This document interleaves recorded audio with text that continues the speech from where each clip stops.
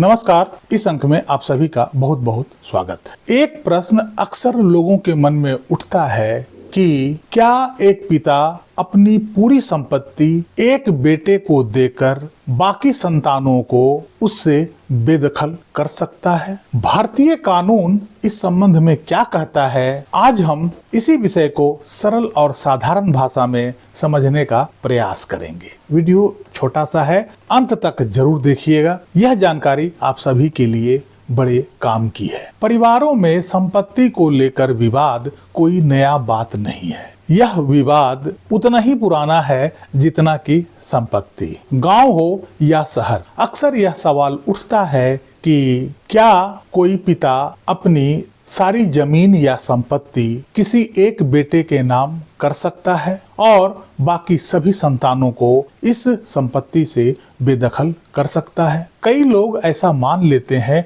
कि जो मालिक है उसी का फैसला अंतिम होगा। कई लोगों का मानना है कि पिता ऐसा नहीं कर सकता है, जबकि बहुत लोगों का मानना है कि पिता ऐसा कर सकता है। इस पर सैद्धांतिक, व्यवहारिक और कानूनी तस्वीर अलग अलग है। गांव देहात में लोग इसे अव्यवहारिक मानते हैं, इसे मानवता और नैतिकता के विरुद्ध मानते हैं। कुछ लोग इसे सैद्धांतिक रूप से गलत मानते हैं। लेकिन प्रश्न यह है कि आखिर कानून इसे क्या मानता है, क्योंकि कानूनी फैसला ही अंतिम फैसला होता है। कोई पिता अपनी पूरी संपत्ति किसी एक बेटे को देकर बाकी संतानों को बेदखल कर सकता है या नहीं, यह मुख्य रूप से इस बात पर निर्भर करता है कि संपत्ति किस तरह की है। आमतौर पर संपत्ति दो तरह की होती है।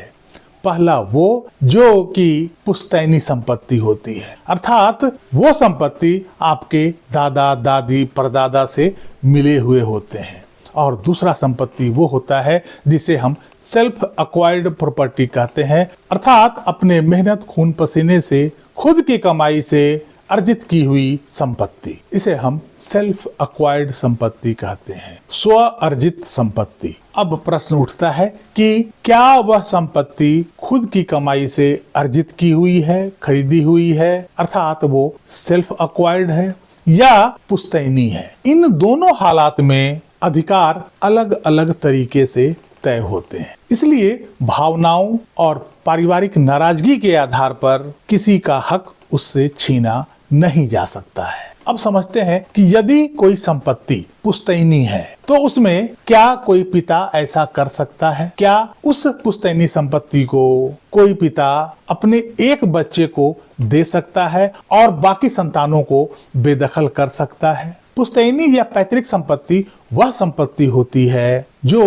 पीढ़ियों से चली आ रही होती है, और यदि कोई संपत्ति इस तरह की पुश्तैनी है तो इसमें सभी संतानों का जन्म से ही हिस्सेदारी माना जाता है। अर्थात कोई बच्चा जिस दिन जन्म लेता है उसी दिन से इस पुश्तैनी संपत्ति पर उसका अधिकार माना जाता है। यहाँ पर पिता उस पुश्तैनी संपत्ति का अकेला मालिक नहीं होता है। सुप्रीम कोर्ट अपने कई निर्णयों में यह कह चुका है कि पुश्तैनी संपत्ति पर पिता एब्सोल्यूट ऑनर नहीं होता है, अर्थात कोई भी पिता अपने एंसेस्ट्रल प्रॉपर्टी का एब्सोल्यूट ऑनर नहीं होता है। इसका साफ अर्थ है कि वो पूरी जमीन या संपत्ति अपने मर्जी से किसी एक बच्चे के नाम नहीं कर सकता है। मान लीजिए कि एक परिवार में पिता और 3 अन्य बच्चे हैं। ऐसे में संपत्ति 4 हिस्से में माने जाएंगे और पिता केवल अपने हिस्से अर्थात 1/4 हिस्से पर ही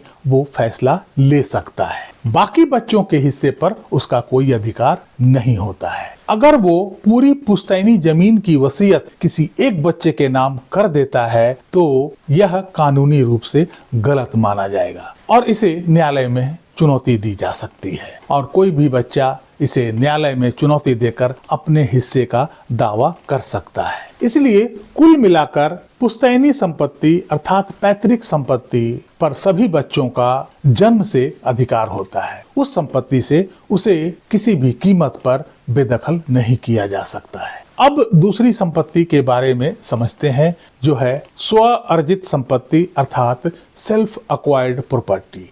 वैसा प्रॉपर्टी जिसे पिता ने अपने खुद की मेहनत से, खून पसीने की कमाई से खरीदी है। इस तरह की प्रॉपर्टी पर पिता का पूरा मालिकाना हक होता है। उसे पूरी स्वतंत्रता होती है कि इस संपत्ति का वो क्या करे। इस संपत्ति का वो एब्सोल्यूट ऑनर होता है। उस पिता पर कोई दबाव नहीं होता है कि इस संपत्ति को किसे दे और किसे ना दे। इस संपत्ति पर उसकी पूरी की पूरी स्वतंत्रता होती है। ऐसे संपत्ति कोई भी पिता, चाहे वो एक बेटे को दे या एक बेटी को दे या सभी संतानों को दे या किसी भी संतान को नहीं दे सकता है। हो सकता है कि वो किसी चैरिटी में किसी एनजीओ को दान कर दे या वो अपने किसी बच्चों को ना देकर अन्य बच्चों को भी दान दे सकता है या अन्य बच्चों के नाम वो वसीयत कर सकता है। ऐसी सेल्फ अक्वायर्ड पर किसी भी बच्चे का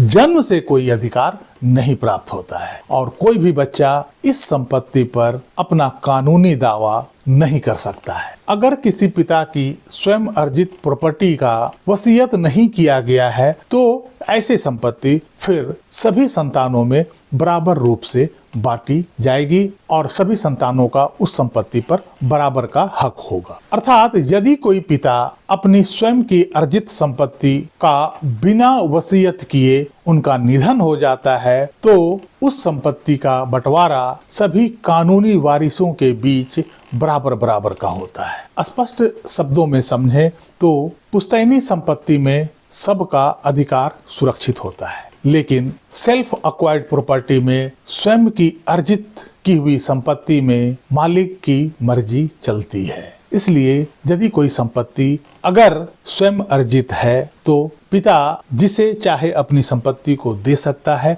और जिसे चाहे उस संपत्ति से उसे बेदखल कर सकता है, क्योंकि इसमें जन्म से कोई अधिकार किसी भी बच्चों को नहीं प्राप्त होता है। लेकिन वहीं जब संपत्ति पुश्तैनी होती है वहां बच्चों का अधिकार जन्म से ही प्राप्त होता है। इसलिए पुश्तैनी संपत्ति पर सभी बच्चों का अधिकार सुरक्षित होता है और कोई भी पिता उस संपत्ति से किसी भी बच्चे को बेदखल नहीं कर सकता है। उम्मीद है आपको बातें समझ आ गई होगी। कैसी लगी जानकारी कमेंट करके जरूर बताइएगा। वीडियो को लाइक कीजिएगा, चैनल को सब्सक्राइब कीजिएगा। मिलते हैं अगले अंक में, तब तक के लिए जय हिंद, वंदे मातरम।